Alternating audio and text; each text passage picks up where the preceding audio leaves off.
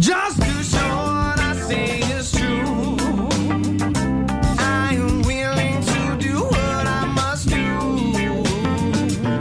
Should that mean for now this must stand, then so be it. For now you're just my friend, my friend, my friend, my friend, my friend, my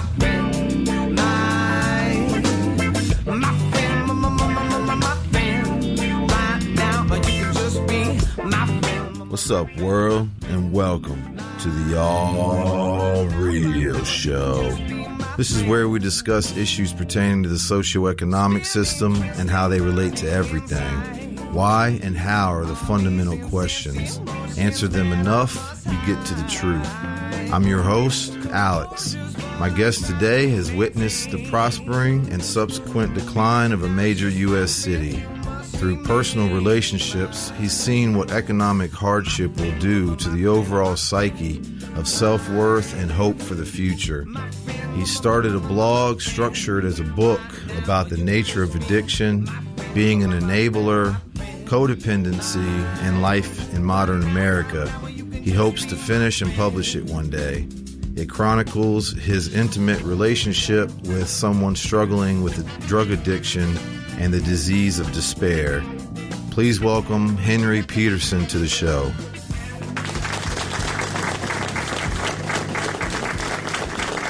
Hi, how are you? Good, Henry. Thank you very much for reaching out. You inquired about, being a potential guest on the show. I really appreciate you doing that. Yeah, thank you. It's great to be here. Yeah, you sent me the link to your blog/book. You're writing it kind of in book format. And when I first followed the link, I was curious and intrigued by the whole thing. And when I started reading it, I was immediately interested.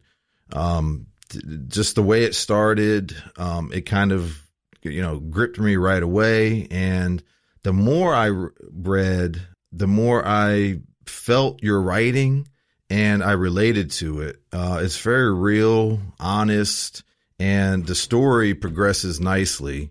I wanted to put that out there.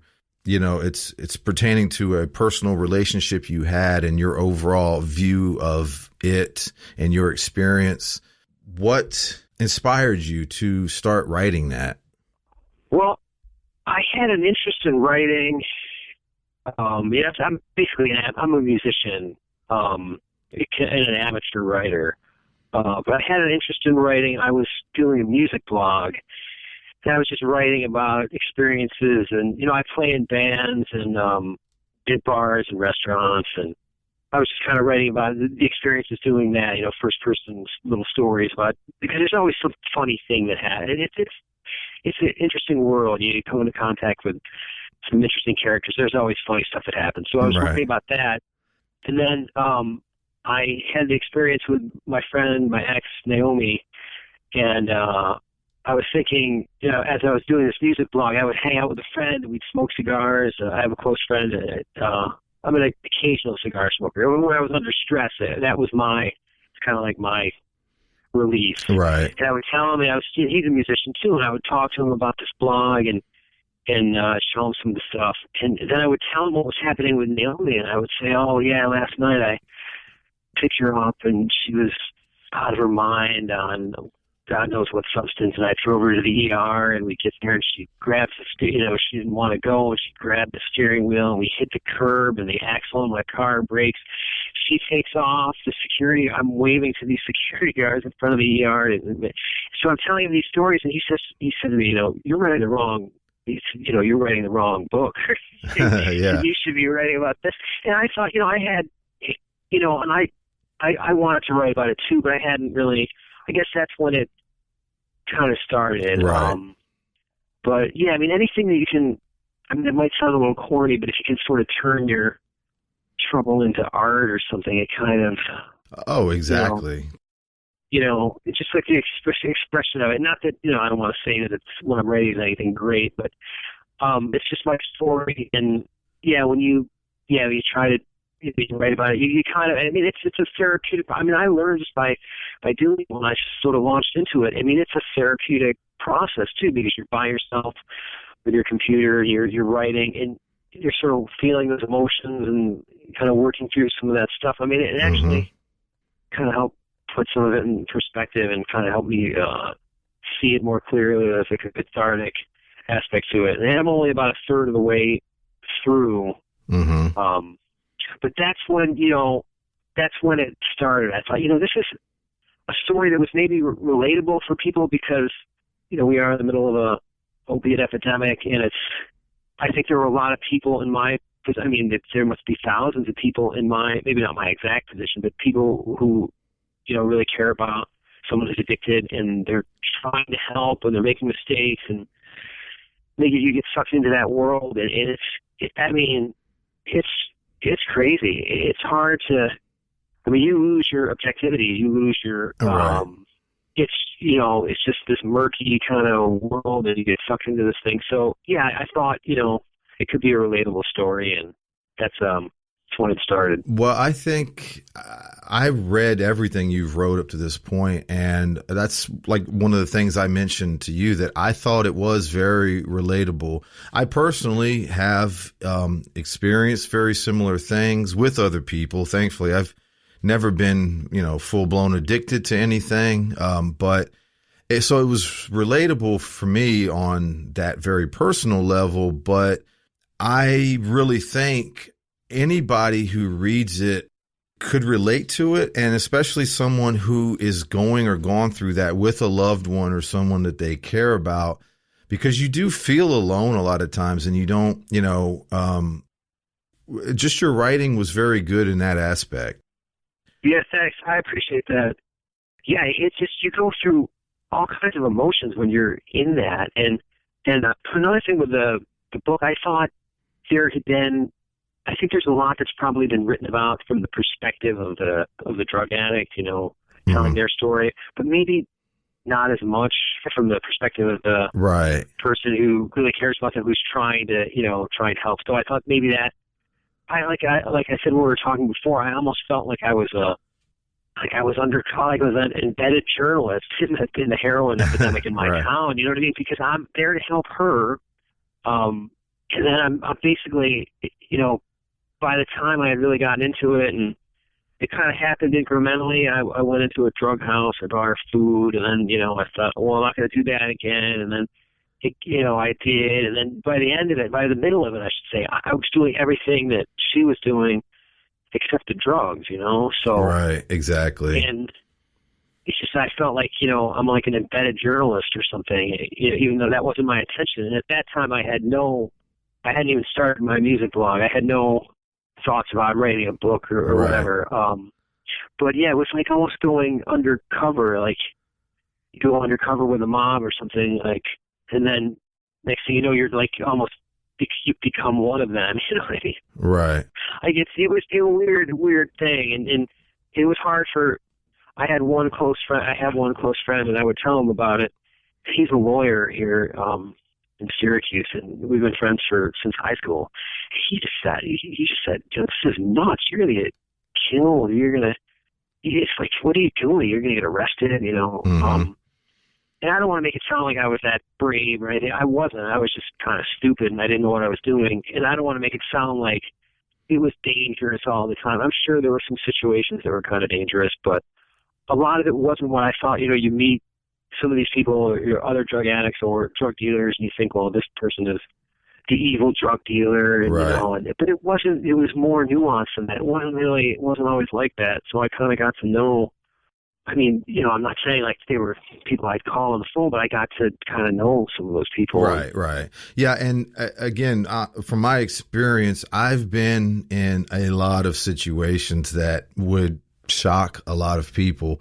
I've been there for years and years in that different world, basically. And the thing is this is why I know for a fact so many people are, I don't know if the same is the right word, but they're going through a lot of the similar things, but they feel separated, because of, like you just said, they feel like, oh, well, this is a drug dealer or this is this. And they put them in that category and then box them out almost, or see them as a certain way or a certain person. But, these are just people too. And, yeah, it's very true what you just said. And the point you made about your writing in your book, being from that sort of vantage point as a, almost as a neutral party in it, and not just somebody writing, going through their struggles of addiction, that's definitely a lot more common. And that, to me, that's what made it a lot more, I guess, interesting overall is that it was, you pointed everything out, the addiction, the experience of meeting the people and your own enabling, but it was from a very general vantage point, and that's what made it interesting. Yeah, thank you. And I think, I had a unique perspective because, as I said, I never participated in any of that. I don't even really, I drink a little bit, socially, and, I don't do any other drugs. But so maybe I was able to see it. I can remember being in just situations like in a hotel room with her and some other people, and they're all doing drugs, and just at one point one of the people said to me, I just struck up a conversation with a guy, and I was, he's kind of like, well, he said something like, well, what do you get into? And I said, like drug wise, and I said, well, nothing really. He just looked at me, just sort of astonished, and just said, like, what are you doing here? Right. I couldn't believe it. So, but it was always, and one of the reasons why I would do that stuff, there was always some hope on the horizon. There was always, right. It was always like, okay, I'm going to rehab next week, so just help me get through, hang in here with me until next week, and it's all going to be over next week. And maybe she didn't always say it like that, but she, not that she deliberately misled me. I think and that's something I struggle with too, because we kind of had an agreement in the beginning a few months into the relationship, when I really figured out, when it became obvious what was going on, we had to talk about it. And I said, the pact we had was like, I said, I'll agree to help, I'll do whatever I can to help. But she actually told me she wanted it. And the deal was, I'm going to help, and she wants to get better and get out of this life. And so, I think I made some kind of classic mistakes. I don't beat myself up about it too much, but yeah, this idea that thinking that I could want it enough for her, like I could, my desire for her to get clean would be enough for her to get clean when she wasn't really ready, I don't think. And it was a weird, like I said, you go through all these emotions, just go from like rage to, you really care about the person, but it's just, you just get sucked into this world. It's hard to describe. It's just, right. Well, it is incremental too. That's a big yes. thing. Yes. Like you mentioned, and of course, like I always say, hindsight's 20/20. When you get to the end of something, it's very easy to look back and analyze and say sure. what you should or shouldn't have done. But that's the thing again with, of course, the person being addicted to drugs or any other thing, or the enabler. It's very easy from an outsider to see it at the particular moment and then say, well, you need to do this or you shouldn't do this. But when you do go through things, it is very step by step and incremental. And a big part of it is you always want, hope. You care for the person, and you want to have faith in them that they can come out of it and, change. It's possible, basically. So that's, I think, yes. a driving force, I definitely, and I don't wish that kind of life on anybody. I feel bad for anyone who's involved in that life. No one deserves that. But with her, I made like an extra stretch really to do some of this stuff, because she was such, it sounds kind of hokey or whatever, corny, but she is a great person, and she came from a great family. She comes from a great family. I met her parents, and she had everything to kind of come back to, as far as she chose to recultivate that kind of a life. She had, I guess, a slightly upper middle class background and great parents, and So to me, I just never understood why she was turning her back on that life. I just thought, again, I feel bad for anyone involved in that lifestyle. No one deserves it. But for her, I thought this just does not make any sense. Right. Of course she's going to come back to this more normal life or whatever. And so that was sort of like the impetus, that really kept me going. And yeah, so of course, people don't know, and we've been talking, they probably get a good idea. But let's go back a little to the beginning with kind of give a brief description of what we're talking about, like your particular case, your girlfriend, kind of how it got started. Sure. We had met, it was 4 years ago. 4 years ago, almost to the day, really. Mm-hmm. Right after the 4th of July. So, and I was feeling... maybe just to give you some background on my situation too, which sort of ties into the economy and all that, in life in a town like Syracuse, life in Central New York.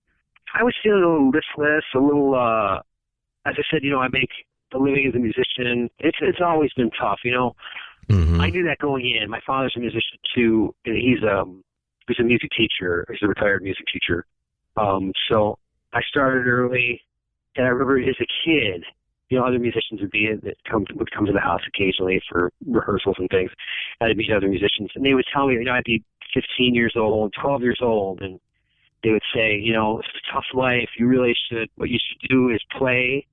You could always play on the side or play in bars, whatever. But right. Get a gig, get a legitimate career going, a so-called legitimate career or whatever. Right. One of the musicians he played with was a great jazz piano player, and he was a lawyer. He'd gone to law school.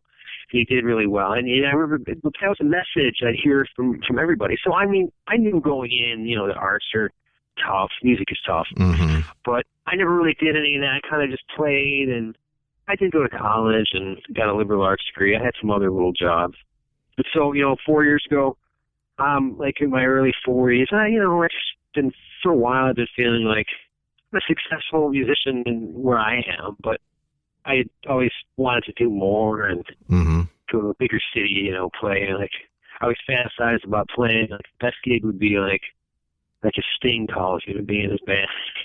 That'd be awesome, wouldn't it? Or like Tony Bennett, let's say, or like Tony Bennett calls you to play with him. So, I just felt like, and I moved back in with my parents too. I guess for economic reasons, but also just because I lived in some other towns. But it was just, I felt like I didn't want to sign a lease in an apartment. I just felt like I could use my parents' place as a base. And then so the opportunity came up musically where there was an opportunity to travel, I could just take off without any ties or anything. So I was just feeling a little, dissatisfied or whatever, and the money, like I said, with music, it's not that great. It's kind of been the same. A long time. The money on music gigs was basically the same in 20 years ago. Mm-hmm. So and then I meet Naomi, and it was great. And she's a little bit younger, and she was really beautiful. Still is beautiful. It was really inspiring. It was like kind of some wind in my sails, Right. And actually met her on like a dating site. She mm-hmm. had an ad, and we started talking. But there were clues right from the beginning that. Not that she was an IV heroin user, but there were clues that, okay, maybe things are not the most conventional with her lifestyle. She was kind of like bouncing around between friends and stuff. Mm-hmm. But this is before her addiction got really bad. So she'd be staying, and they were all good places. She'd be staying with like a friend in the suburbs at a nice apartment, and that's where I actually met her the first time. Uh-huh. And she said, she lived in Florida, up until I think the Christmas before, like 6 months before, and she'd come back. So she was kind of in transition too. We had a lot in common that way. Right. And she's an artist. She paints and draws, and so we really hit it off. But as I said, there were kind of clues, like, it wasn't like she had a 9-to-5 job. Not that, you can have a 9-to-5 job and still be a drug addict, but there was sort of, she had this nomadic kind of hippie lifestyle, so, but it was great. We hung out a lot. We really hit it off. But a couple months into it, it's really. I mean, I guess the signs were sort of there from the beginning, like I said. But you want to you like sort of suspend your.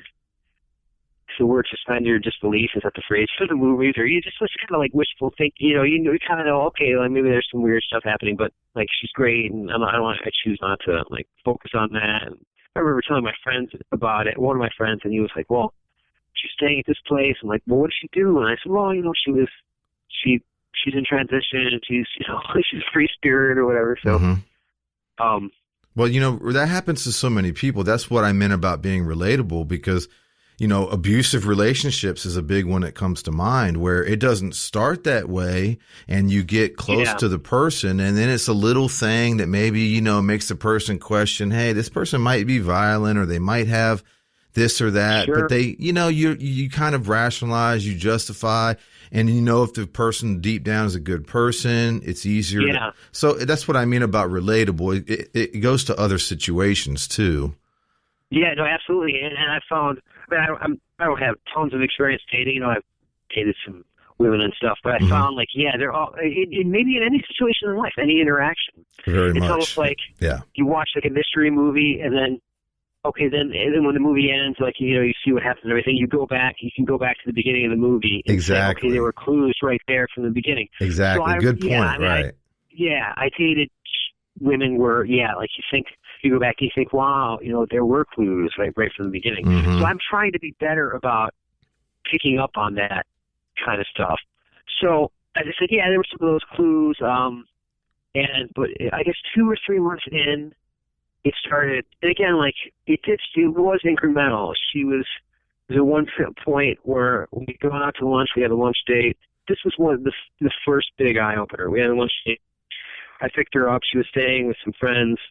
I'm in the parking lot of the apartment or the place, and she says she'll be right out, and says another text, she'll be right out. And 40 minutes goes by, and I'm thinking, okay, this is kind of weird.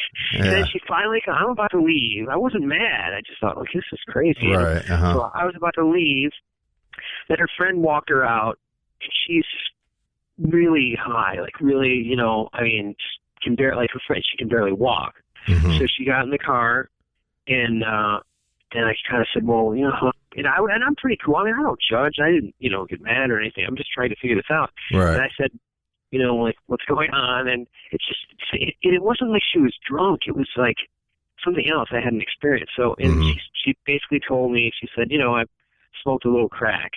And I just thought, holy cow. I mean, to me, and she said, I don't want you to lose respect for me, but I smoked a little crack, and I'm thinking, holy cow. And I mean, I haven't led like a super sheltered life or anything, but you just know crack's a little hardcore. I mean, yeah, and it got to the point after what I saw down the road when I got into it. Crack was like sort of like the least of it sometimes. Although crack, I'm not condoning crack; it's pretty bad. Right. So I felt like, holy cow, I didn't know anyone like smoking cracks. And then we go out to lunch, and she finally sort of calms down. And so I mean, as I said, that is like, we'll say that's two months into the relationship, maybe less. Was that the time when you wrote about where she was dancing and singing at the counter, talking to strangers? Oh yeah. I'm kind of low key when I'm right. Pretty low key when I go out. I don't like to be, and then she was doing all that. That was funny to me because I've seen stuff like McDonald's that. Because she was in no condition to go to like a sit down place, and there was a McDonald's that wasn't right far from. Yeah, I mean, I don't want anyone to think like I'm. Like McDonald's is my first. I mean, I got no problem with McDonald's. I mean, when I was you right should. Every day. They'll kill you. Yeah. So, but we were going to go to like a more sit-down place, and I thought, okay, we can't do that. So we just went to this McDonald's, and it was kind of fun and kind of cute, and I handled it pretty well. But okay, so at that point, I obviously I knew that. I knew what I was getting into, I guess, or I knew what I had gotten into, but it wasn't. And then the next several times we hung out, it was that didn't happen again. Right. I thought, okay, maybe that's just an aberration. But then, it did progress, obviously, and there were other clues, like sort of like disappearances in a way, like or she would just, beyond a communication, you'd make plans to do something, for tomorrow or something, and you text her, and she wouldn't get, if you had plans for 2:00 in the afternoon, she'd get back to you at 10:00 and say, "Oh, I just got up," Yeah. Mm-hmm. That kind of thing. So really erratic. Right. Yeah, erratic. And I think you'll find people who've gone through this, drug addicts and, heroin users especially, they're on a different timeline. Things are time. I mean, there were times when she was really bad, when her addiction was really bad. I mean, to do something that would take a person, a non-drug user, like something that they would just make plans for and do like in one morning, could be something that just would take all week to do. Right. It would be like, you've got to take me to the pharmacy, on Monday, and then Monday would turn into Tuesday, Wednesday, and then it might be the next month. When she would go on a bender, it would just be, sometimes it would be, we just lose track. Like time would just sort of be going for her and in slow motion or whatever you want to call it. It would just not be like normal, like our time. Yeah, exactly. I think a big part of that, and of course there's other aspects or elements or whatever of the addiction of the drug, but that's when somebody's really addicted to something hardcore. I mean, heroin, crack, that literally takes over their life. So that is their number one objective. Absolutely. And so everything else gets pushed back, basically. Yeah, and I think there's something, I feel like I have maybe I don't have any chemical dependencies, and like I said, I have a drink occasionally. But I've gotten into maybe, internet addiction or something, or there's a casino not far from where we are that they had built in the 90s when we were like in our early 20s.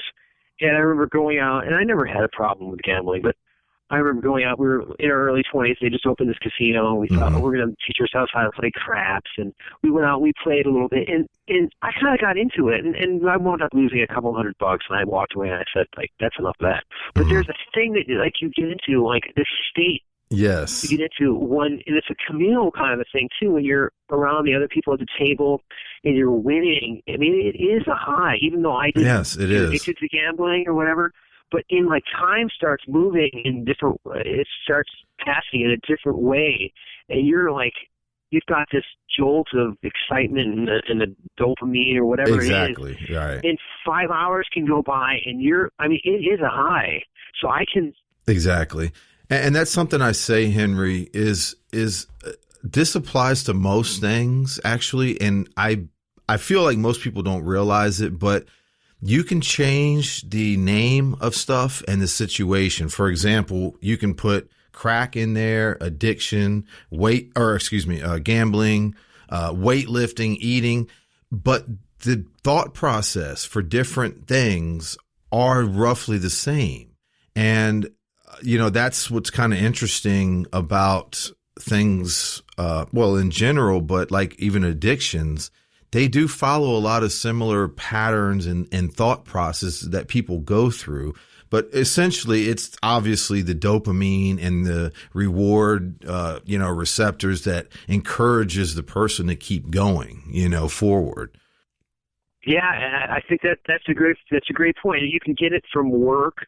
Exactly. Anything. You can get it from, food. I mean, there are times, I think, I've been heavier at times in my life, and it's the same thing. And I guess I'm no expert on addiction, but I would try to, over the last 4 years, when she started to get really bad and I realized what was going on, I would really try. I'm always the type of person, I've always been the kind of person who wanted to really understand something from someone's perspective, and I would never shoot heroin. I would never do the heroin, but I would listen to just countless stories on YouTube, people telling their stories, and doctors talking about addiction. And I think the root of it is just kind of, you want to numb I do it too. I used to do it with food. You want to sort of like escape. You want to numb your pain, your anxiety, whatever, so you can just go, you can retreat to work or food, or it's really the same thing. There are a few addiction doctors that would say that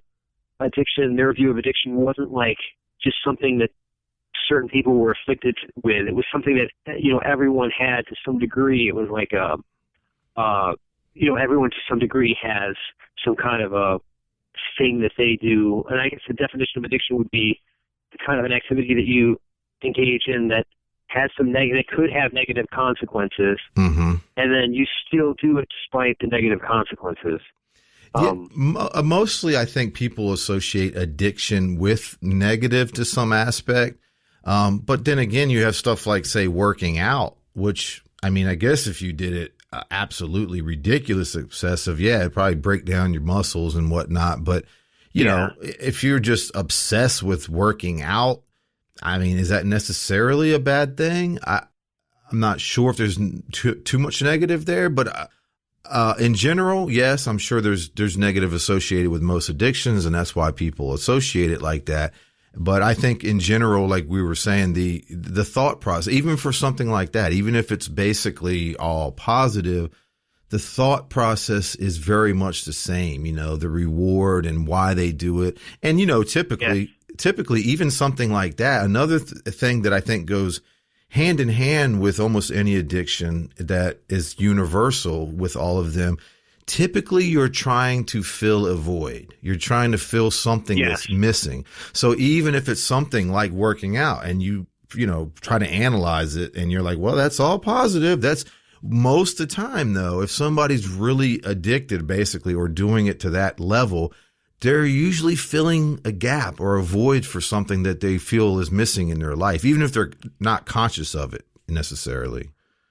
Yeah, I think that's exactly it, too. And I think that probably, I mean, I know I've done it, you know, with things, like I said, I mentioned food and just other things that where you want to escape, you want to sort of soothe yourself, you want to self-medicate, you know what I mean? You want to just, I mean, like that escape is really big. It is. And to kind of touch on some of the economic aspects of it, I mean, I think that, and I felt like this for years too, and part of the reason I'm writing this book is I saw just the declines in just the city and the economy here kind of happen gradually as I after I graduated from high school. I mean, that was almost 30 years ago now. I graduated in 91. That's a big part of it. Definitely tell us a little about that, your experience being in Syracuse, New York, and how you've seen it change. Yeah, sure. Yeah, I feel like this, you know, I don't want to knock Syracuse too much. I mean, it's not the worst place to live. I mean, but it's typical of these Rust Belt towns where manufacturing was really big. I think most of the employment was manufacturing. There were big companies. There was the Carrier Corporation. They were here. There was General Electric.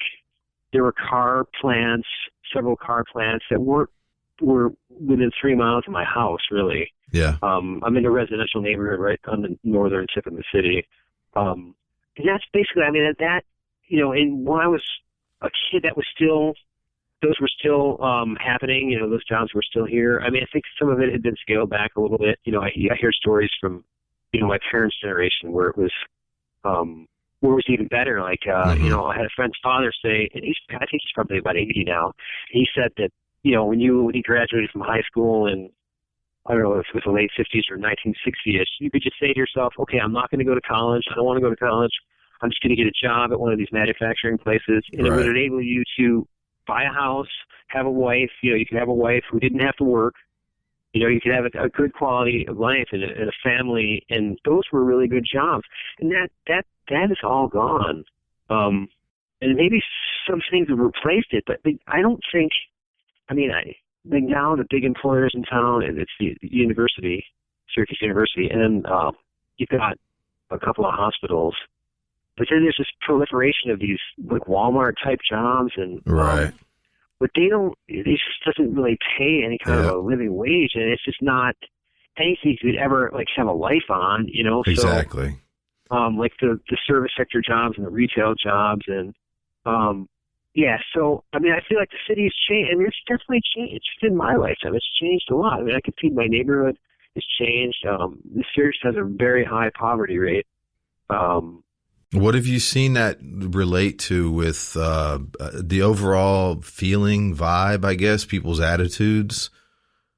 Yeah, and yeah, it definitely translates to that. Like, there's sort of a, I don't want to say, I mean, I don't want to be too dramatic about it. It's not like there's a desperation in the air, but Right. there is a little bit. I mean, it's, yeah, and I just, from hanging out with, getting to know Naomi and some of the other people that she would, her crew of, drug users that she hung out with, there was just like this listlessness and this just kind of, I felt like, and Naomi talked to me about it too. She would say, I would really try to encourage her to stop, and you've got to.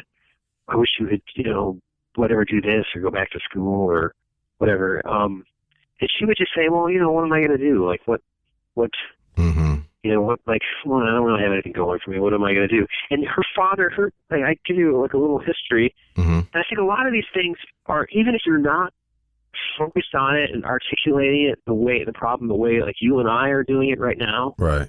Even if they hadn't thought of it that way, it's like in the air. You kind of, there's this kind of glaze of of kind of like, I don't want to say doom. I don't want to be too dramatic, but it's just kind of part of the zeitgeist here.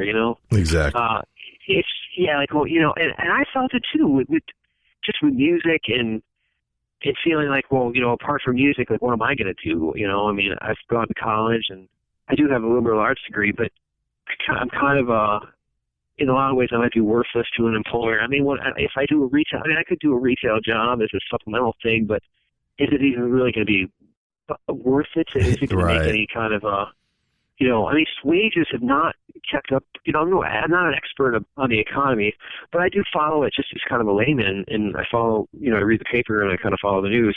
I know wages have just been pretty much stagnant. I mean, they've not kept up with inflation. So it's just to bring it back to just my personal experience. Like in 1995, I had an apartment in Syracuse. I had that's 25 years ago. I had a studio apartment, a nice part of town, a decent part of town, not a bad part of town. The rent was $295 a month. Wow.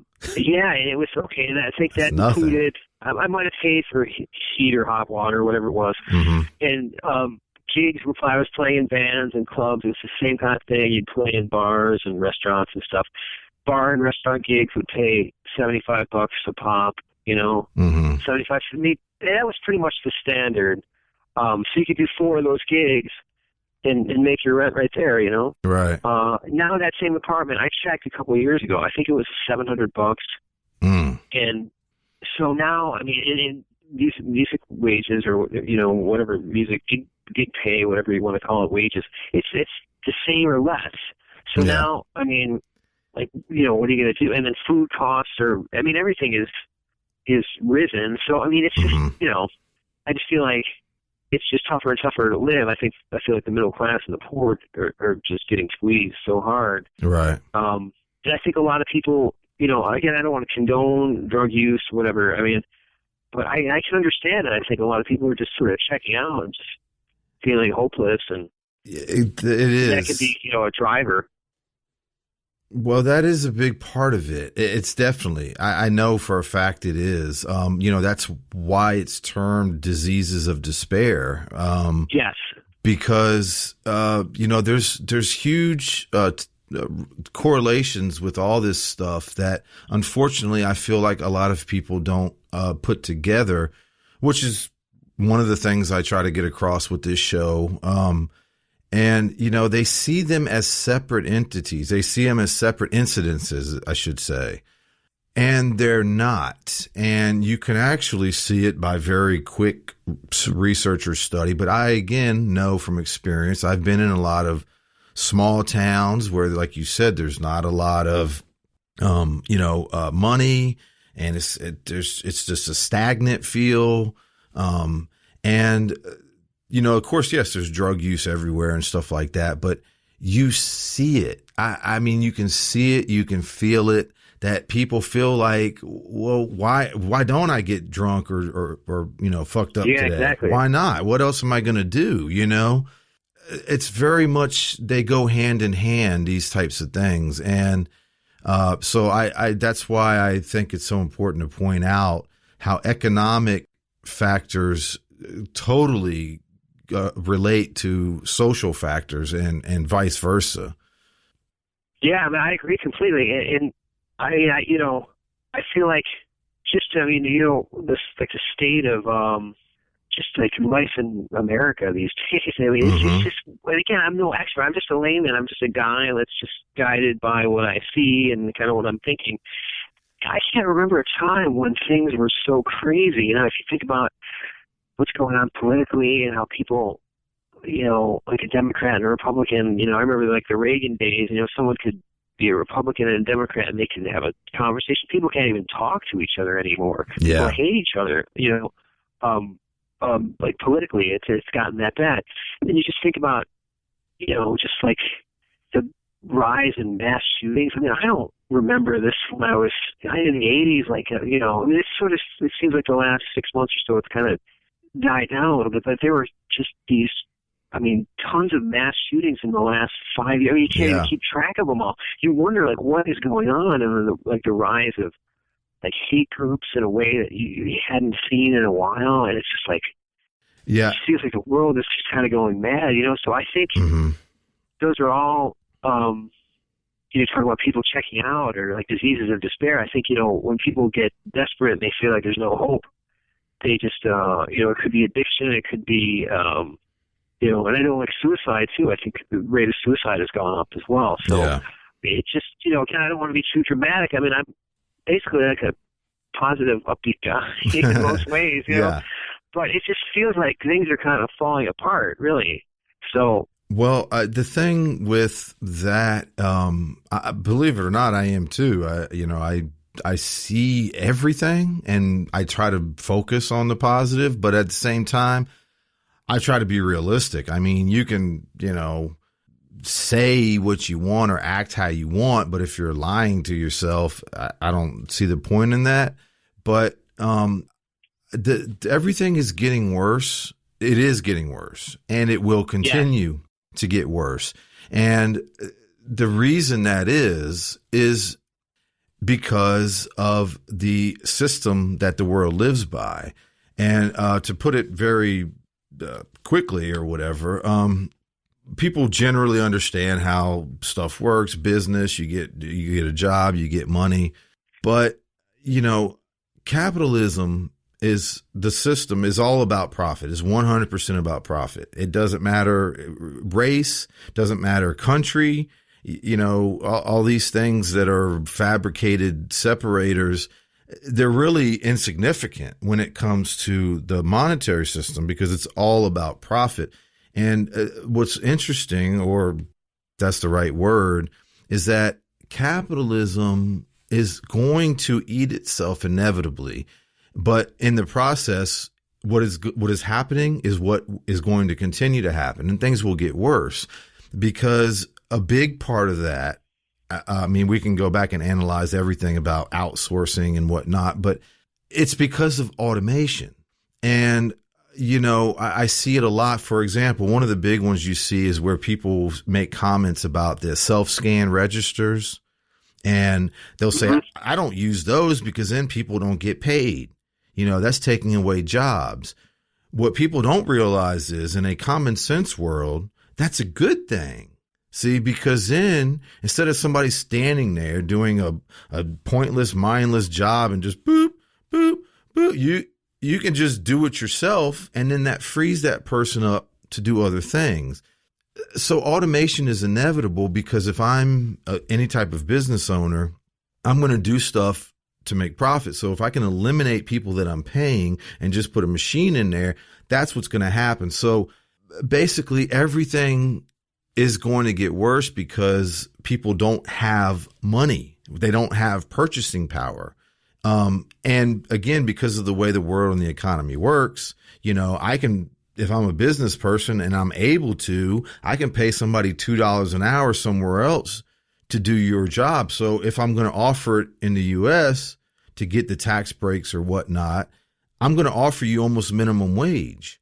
So it's just inevitable that these things happen. And And you just see it. That's why you see what, we're all seeing. So I don't know, like, how do you tell somebody, like you going through the drug thing, there's a better life, do this, pull yourself out.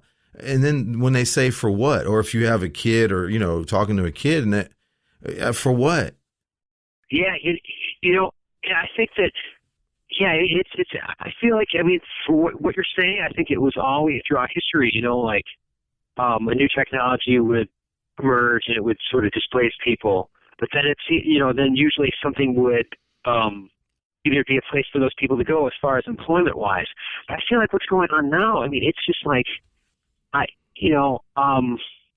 wonder, you hear stories about AI and it's just, just there's automation in every, like my friend who's a lawyer said that there are automated, there are AI programs that can write like these legal briefs, I think he called them. And they're pretty good, So it's like, I don't want to seem like some doomer saying the robots are coming for all our jobs, but there's this sort of message I think that people are getting. It's like this message of like human obsolescence or something. Right. No, it's exactly it. And there's this computer scientist that I really like.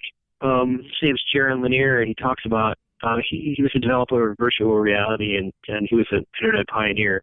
And he said, he talks with younger people, he talks with high school students and stuff. And he said he gave a talk recently, and that was like one of their questions, like, what are we doing? If AI is just going to surpass all of us, and we're all going to be kind of useless, like what are we doing? Like, what's the point? And it seems like that's the message you're hearing all the time, really.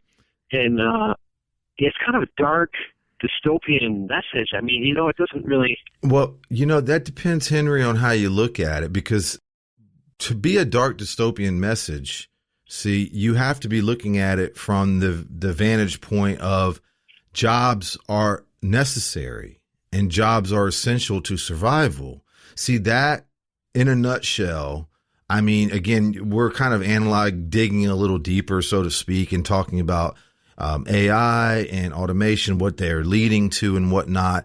But when you step back and you look at it in the general sense, that, what you just said, that is the thing that people hopefully start getting more and more. There's a lot of people getting it because I deal with a lot of these people. See, when you look at, and I don't mean you particular, but when somebody looks at a job, like everybody has to have a job.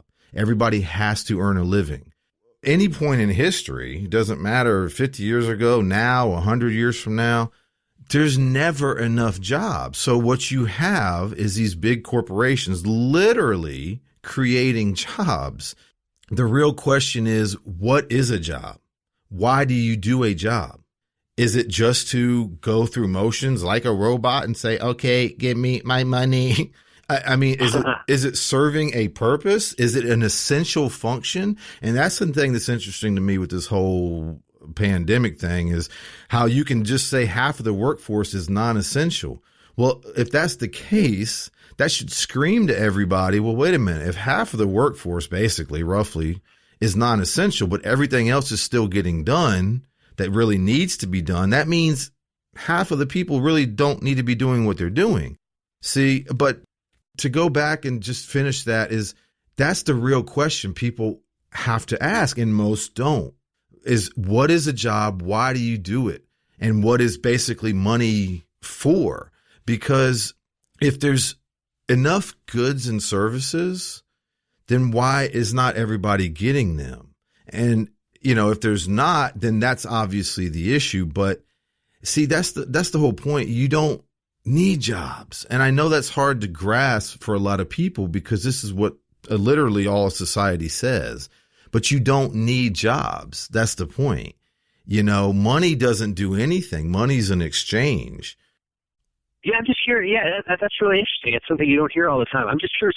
So where would you be as far as like capitalism, socialism, or I know some people consider that a dirty word or whatever. I don't necessarily. But where I'm just curious. I'm just trying to get inside your head. Where would you be as far as economically, as far as the system that you think would work the best? One of the main similarities and also the main problems with all those isms is they involve class structure, upper class, middle class, which basically says you're better than me. I'm not as good as you, so I afford to be treated like dirt and eat dirt. But then you have a central thing, which is the upper ruling class that basically controls everything. So whether they're distributing it or whatnot, you still have that. See, money has no correlation to the physical world at all, which means to use money as a form of exchange for real physical things doesn't make sense because it doesn't relate to that. Yeah. Sorry to cut you off. No, go ahead. Yeah, it is interesting because I was listening to an economist and he was talking about the money printing that's going on, in response to what it has been going on, by the Federal Reserve for years. I mean, since the previous financial crisis of 2008, 2009. Mm-hmm. But he was talking about the expansion of the currency supply and all that, and he was saying that he was making the point that you were making about how money is kind of worthless. He said, think about it this way: if you were on an island, if you were stranded on an island, mm-hmm. what would you need? You wouldn't need fiat currency. You'd need tools and exactly. food. And I mean, like, what are you going to do if someone just helicopter drops a bunch of cash? I mean, what good is that going to do you? Exactly. So, exactly. Henry. And that's the point. First of all, fiat currency, fiat basically means a belief. It's a Latin. I forget the technical definition, but that's basically what it means. So the only thing that gives the currency value is the belief that it has value. So if I grab a piece of paper and I write 20 on it, to you, that doesn't mean shit. You're like, what is this? But if the Federal Reserve does it, see, you believe that green piece of paper with that 20 will get you roughly $20 worth of goods and services. So, and the Federal Reserve, another thing, is a private entity. It's private. Yes. It's totally private. Right. So they literally have no oversight and they just print money. Another thing with the inflation is no matter what economists say. Well, first of all, with economists, what you have to understand is that one you were just mentioning actually sounds like he's kind of thinking outside of the box. That's good. But most anybody in their field is going to, if I study music, I'm going to talk through the music field, so to speak. So an economist who studies this stuff, most are not going to say, hey, wait a minute, all of this is total bullshit and a lie. I mean, they generally fall in line with that. And so they'll speak of, ups and downs, booms and busts and inflation and all that, but really all inflation is it's literally an increase in the money supply. So exactly. Right. It's kind of like you were mentioning about the apartment. People say things like that, like, well, 20 years ago, it was only this, or however many years ago, this thing of soda was 5 cents. Now it's $1. But it's the exact same. It's just different numbers you use to represent that. For example, if something's $1 right now, I just try to put round numbers for sake of explanation. Mm-hmm. But say something is $1 right now and there's $10 million in the money supply.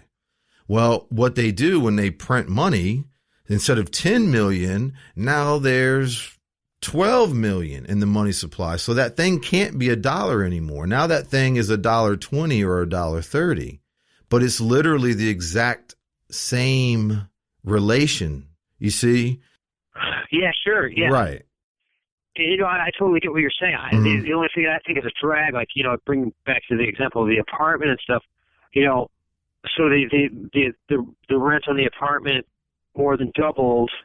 So in an ideal world, to pay for, playing, the gig pay for, one night with a band in a bar should have doubled too. If that became $150, then that would have been great. But that's stagnant.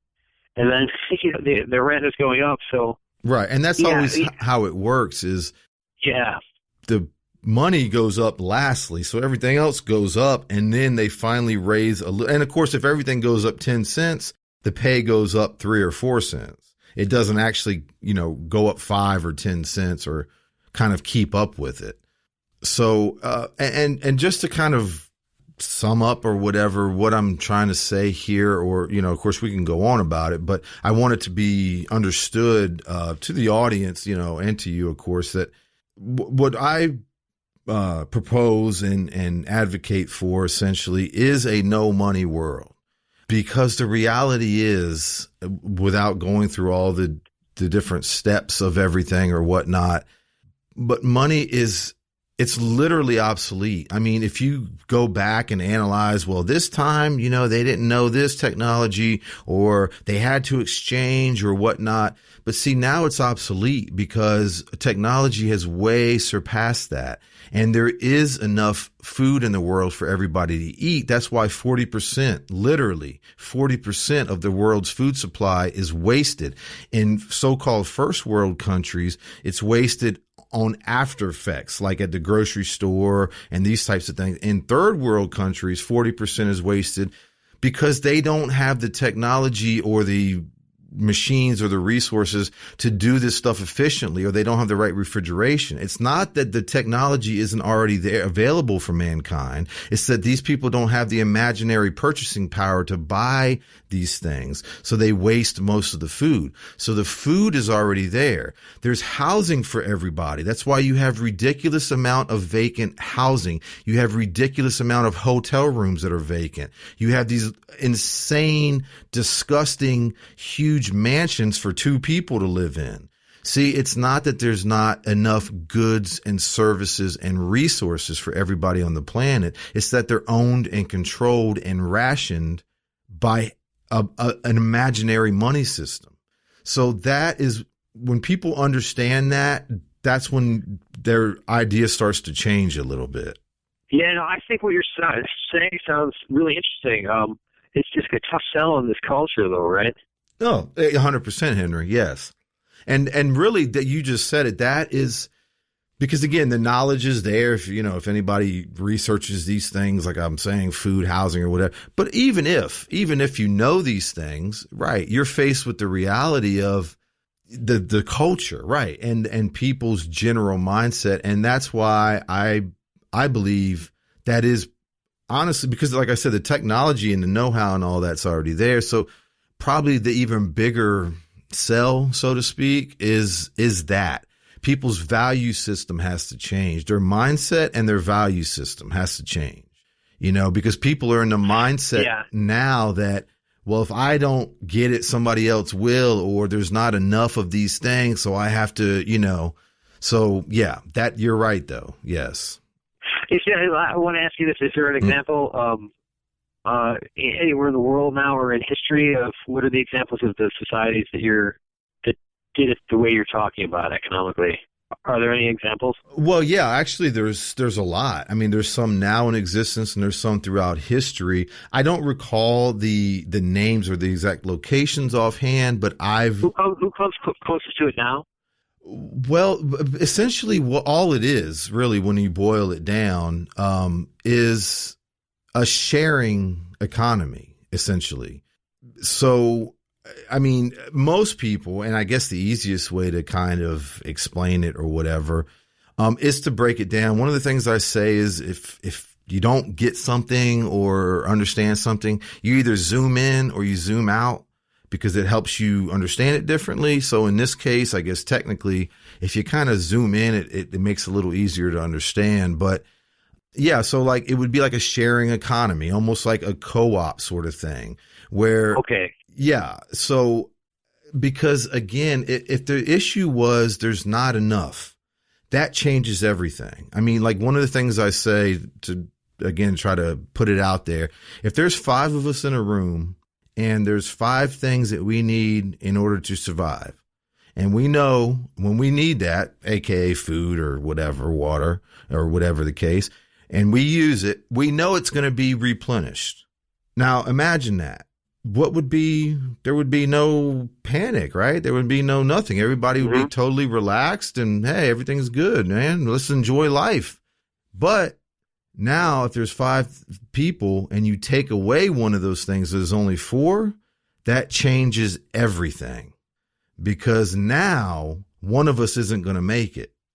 So you know, it's easy to be cordial and, you know, I mean, a good example of that is what I'm saying is look at what just happened. You know, everybody seemed casual. Hey, go ahead of me, sir, you know, in the grocery store. Yeah, by all means, take the last loaf of bread. I'm fine. You know, everybody, because it felt like there's enough of everything. But then when that changed all of a sudden and people felt like supply chains are breaking up and, oh my God, and they panicked, look what happened. Everything was wiped out. People's literally fighting over fucking toilet paper. You see, that's my point. Everything changes. And the general mindset of people is there's not enough for everybody. And that's why people accept competition. And there's nothing wrong with competition, I think. Friendly type competition. But if it's competition of one of us is not going to survive, that's very dramatic. Yeah. I mean, isn't that sort of like the essence of capitalism? It's like it is. I mean, you're just going to get eaten up if you don't go out there and work. You're not going to eat. And you're not going to. Yeah. Although, I mean, there's just so much. It's just there's so much about the system now. I mean, like I said, I'm no expert or whatever, but I just see like these crazy imbalances. Like you think, and I bring it back to my life if I can make an analogy. So they're building an Amazon warehouse here in Syracuse. The media is kind of touting it like, oh, it's a good thing for the economy and it's going to be, I don't know, I think it might be 1,000 jobs. I don't know what it is, maybe 1,000 jobs, something like that, 1,500 jobs. I could be wrong about that figure, whatever it is. But those jobs, I think they're paying about $1. The warehouse jobs are paying $1 or $2 more than McDonald's. So you can't, I think it's $15 an hour. So you can't really live on that. And then you think, Bezos is like, he's the richest person in the world, right? So he's got $136 trillion or something like that. And okay, so I'm not saying you divide it all equally, and sure he can have more than he can have a share, but I mean it's just so grotesque. It would be like me. I'm a sort of an independent contractor with the bands I play in. So someone will call me and they'll say, "Hey, can you play this wedding? It pays $200." And I say, sure. And I agree to do that. And the band leader who is taking the risk, who's got the gig based on their name and, whatever, they could be making twice that. Or they could even be making $1,000. That's fine. I don't even, to some degree, I don't even care what they're making. I'm getting my $200, which is a good wage or whatever. So, but it would be like the band leader saying, can you do this job for $5, and then I find out they're taking like $1 million. I mean, it's so no one would stand for that. So people would say like, no, I'm not going to do that. But that's like the situation with places like Amazon and Walmart, where the employees. I think I heard a figure that 10% or 10 or 15% of Amazon employees, like the warehouse employees, are on some form of government assistance because they're not making enough money. And I'm thinking, like, why is the government subsidizing like Bezos? You know what I mean? Like, why are they contributing to his? It doesn't. In Walmart, it's the same thing. It's so insane. So it is. Yeah. I don't know what I've thought about what the answer is. I mean, why are people agreeing to that? I mean, I guess to some degree they don't have a choice, and these places are very anti-union. I think the anti-union thing kind of goes back to Reagan, and it was continued with the Democrats too. I mean, they were no better. So it's just a bad situation. But I would bring it back to my life, and the musicians that I know in town would never accept that. They would never, if they found out like some band leader was offering them, whatever, $20 and they were making $10,000, people would say no. That's like, I'll never do that. But that's what people are agreeing to with these jobs. So I'm not putting the blame on them. It's just a totally just system that's just so screwed up. Well, exactly, Henry. You made a lot of valid but major points just now, and that is kind of the overall point. I mean, first of all, in capitalism or in anything a profit-based system, you have to make profit. And anybody, it doesn't matter who you are, whether you're a musician, whether you work at Amazon, whether you make $100 as a software engineer, it doesn't matter. Whatever somebody is getting paid, that company is making more than that off of you. They have to, or they wouldn't be paying you that. So, again, you use an example of doing a gig, or you can look at the Amazon people, but they have to be making more, and they have to be making above and beyond more. So that's one thing. And Amazon, Walmart, those types of places, it's like I say too with that, they're the bad guys on the block right now, but everything changes, but it's the same, like I said earlier, it's the same process. So, 10, 20 years ago, it was 2 other corporations or 3 other, before that, it was these other corporations. In 10, 20 years from now, it's going to be these other corporations. Yeah. Right. And, also like the only thing you really need in society is the actual work. Again, like the, pandemic thing is pointing out, half of the jobs literally shouldn't even apply, and not counting the unemployed people.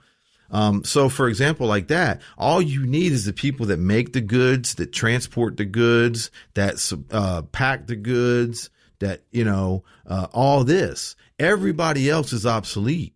So like anybody, what do they do? What do any of these billionaires do for society?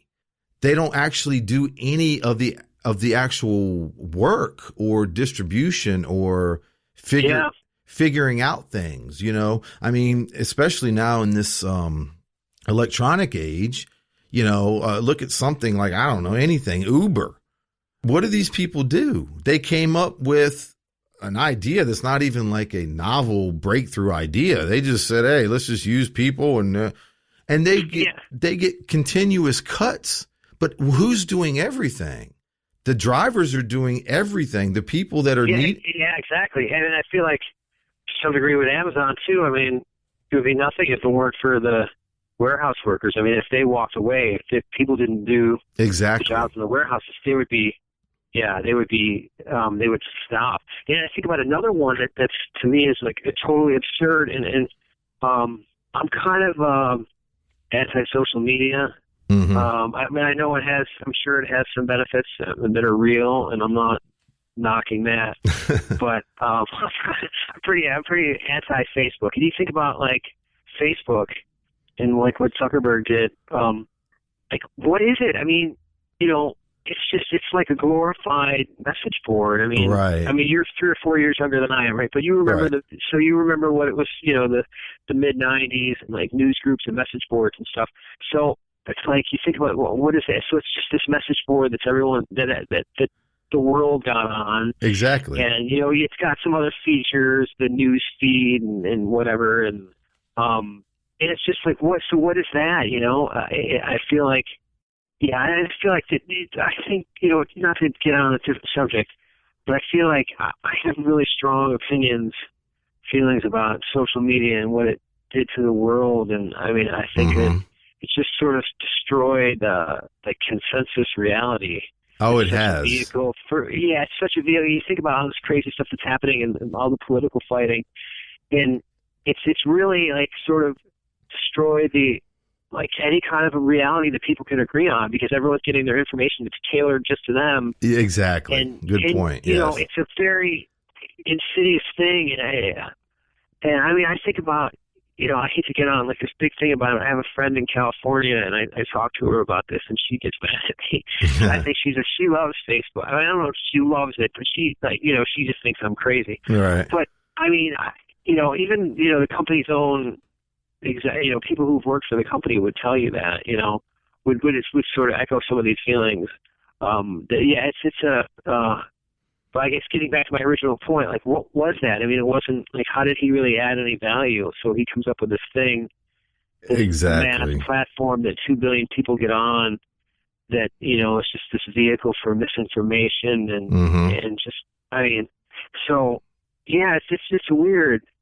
It's a weird thing. And it's getting back to, there was one other point I wanted to make when you were talking earlier about something that I thought was crazy that sort of ties into what you were saying, though. I think you had said something about people don't have to work or something to that effect. And I was thinking about like the dislocation between the stock market and, I mean, you'd think it would be going, if it were based on reality and production and people, working, there would be there wouldn't be this disconnect. Like, I don't know what is it 40 million people not working or something like that? I don't know the exact figures, but it's huge. I mean, it's tremendous.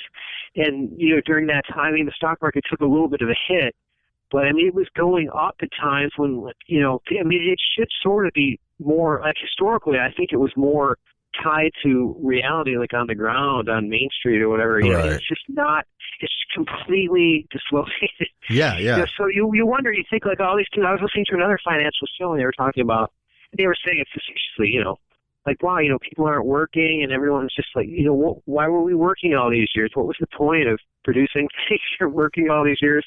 I guess the stock market can just go up with everything shut down. So it's just such a weird, unnatural kind of time. I guess a lot of it's just driven by probably just the printed money. But I got fascinated with this 10 or 12 years ago just because I wanted to know how this story was going to end. And I think we're going to be young enough. I mean, assuming we live another 30 years, we might get to see how this experiment in money printing ends, because I would listen to the free market guys, like I guess the Austrian economists, and they would say, back in 2008 and 9, they would say, this money printing is going to cause hyperinflation. They're going to destroy the dollar.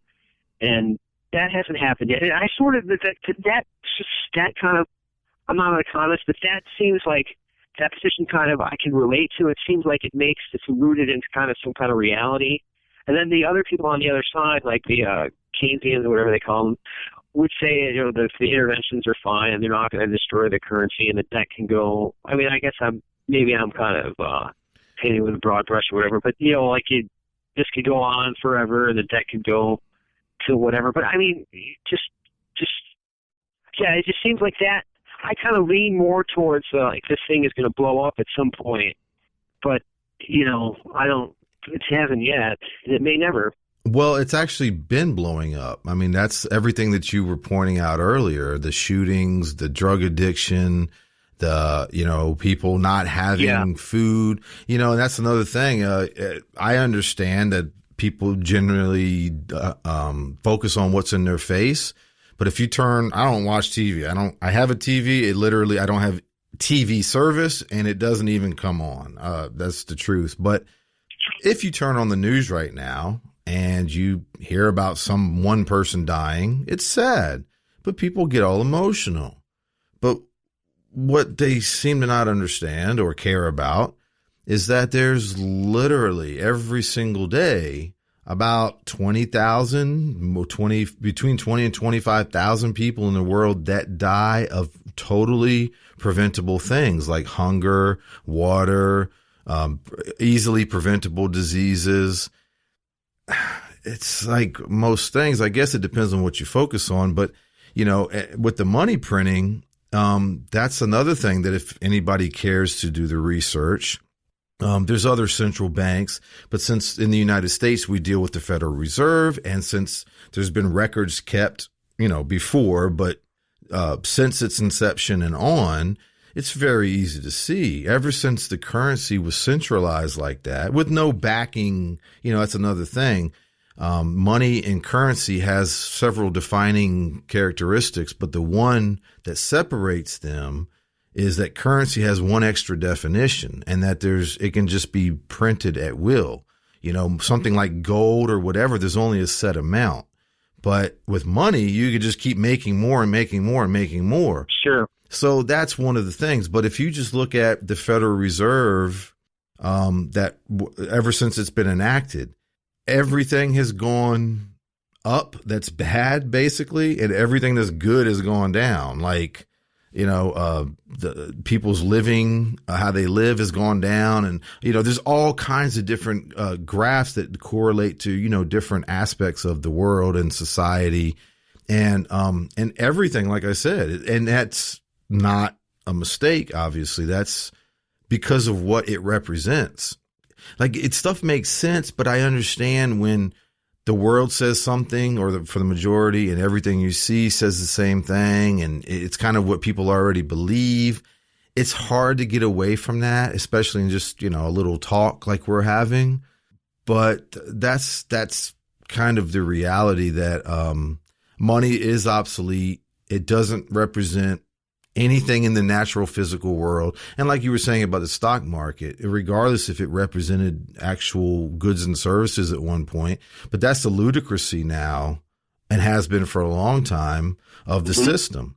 I mean, any system that says there can literally be about 20 people, 20 individual people that own over half of the world's wealth, that is impossible. Unless those 20 people knocked an asteroid out of the way and saved humanity, I don't think anybody can, in their right mind, justify 20 people. How do you even acquire that much wealth? Why? Yeah. And how? I know it doesn't that get kind of, and I've struggled with this question so much to a lesser degree, but doesn't that get it kind of this question of, to take it back to that example about my, the music example, like, I play in a band and, someone hires me for a wedding and they say the wedding pays $200 and maybe they're making $1 million. So it's a hard question. And I've thought about the remedy for that. Like, it's a hard question to answer as far as what something is worth, and what the example, what justifies, acquiring that kind of wealth, or if there is any justification. Because people say, yeah, sure, the leader of the band should take more, and that's true. And it's sort of like in the eye of the beholder. I understand that, and it's not. I don't think anyone could come up with one figure like, okay, they can take 4 times as much, and that's fair, but 10 times as much isn't. But when it gets so grotesquely, absurd, where it's like the Bezos thing, it's ridiculous. Like, but it's hard because it's almost like a philosophical kind of a thing, like what is right, what isn't, and I struggle with that too. I'm more of a socialist in my mentality. When I occasionally do book gigs where I'm the front man, where I'm the leader, I usually split it up equally. I mean, there are times maybe, maybe that's why I'm where I am in life. I'm not sure. Maybe that's why I'm living with my parents right now. But I'm just sort of like just more of a socialist mentality, in my mentality in that aspect of it. Okay, like if I can't really justify, taking more, if I didn't put in more work or whatever, I'm not, if I made a bunch of phone calls or something in the old days and I had a landline and I, racked up some phone charges, sure, I could say, yeah, I'm going to take that. Right. And pay myself back from that. But yeah, this idea of, taking so much more and more. I mean, it's a weird thing. And Well, that's because your conscience won't let you do it. Your individuality, or whatever you call it, your soul, your heart, your consciousness, it won't let you do it. And that's the crazy, ironic thing, that in this system, you have to be ruthless. You have to be mine, give me, it's mine, I'm taking as much as I can, which is very odd to me that people they glorify it a lot by the media, and they own the media, so that's why they glorify themselves. But how individuals, though, buy into this shit and look up to these people. And you have to be that. There is no millionaire or billionaire on this planet who did not do it by taking advantage of somebody or something. I don't care how you do it. I don't care if I make systems that save lives. The only way that I can make profit and be so-called successful is to underpay my employees and oversell what the hell I'm selling, just to put it in a quick reference. And see, that's the point. So you have to be in this system. So then to turn around and say people should have morals and standards and do the right thing, what the hell are you talking about? We live in a system that says in order to survive and in order to especially get ahead, you have to be cold and ruthless and take advantage of people. And that is the general separation that I see with, very broadly, people who their conscience overrides that. They're typically poor. I mean, look at Tesla. Tesla is hands down the biggest inventor, creator of our existence, of humans' existence. This man, and again, everybody plays off of everybody else. So yes, he took things up to that point that were, discovered in knowledge and whatnot. But he pretty much alone discovered some of the major things that we have today. that we wouldn't have anywhere near what we have if it wasn't for this man. And he died broke, almost broke, and, by himself, I think in some apartment in New York, because he wasn't ruthless like Edison, who was worse at the invention. But because Edison knew how to be a business, aka ruthless, and put $1 on everything and monetize it, he made more profit than. Well, you do like a Steve Jobs type, kind of like more like that, right? The problem really, I think, boils down to kind of like I just said, that even if it's a good service or a good thing, and it's not some pointless piece of plastic crap that you paid somebody in a sweatshop. And exactly. Yeah. Yeah. Even if it's something good, the problem is in this system that we live by, you have to, whatever term you want to use, exploit, take advantage of people and overcharge for things. If it costs me $1 to make something, I can't give it to you for $1. Because of all the other bullshit that's tied into it, the imaginary taxes and all the fees that I have to pay for somebody to profit off of, and when I'm doing all the work, and to pay somebody to give me a piece of paper to say, oh, yep, you can do it. See? So I have to charge more than it actually monetary costs me to make this. Yeah. I totally agree. And I would. I mean, it sounds like, I don't mean this in a bad way at all. It sounds like your thinking is a little bit more like sort of a socialist kind of mentality, in the sense of a more equitable, system and a split of the wealth, right? And right. I gravitate to that too. And I would be happy to just go back to there's a political writer that I was checking out, watching some YouTube talks and reading his stuff. And he was talking about just some of the problems of the Democratic Party, and he talked about some of the things that have happened, changes like with the economy. And he was saying there was a figure, he said from around, I guess in 1980-ish, about 1980, he said things started to change. But he said your average CEO is making 40 times more than like the average line worker or whatever. Mm-hmm. And now it's something like the figure that he gave was 370 times more. Mm-hmm. So, I mean, I would be fine with just going back to the old, the old system we had before it got so insane, Yeah. And what you have now is, I don't even know what it is. I mean, it's just squeeze the middle class and the poor as hard as you can, Yeah. And just take as much as you possibly can.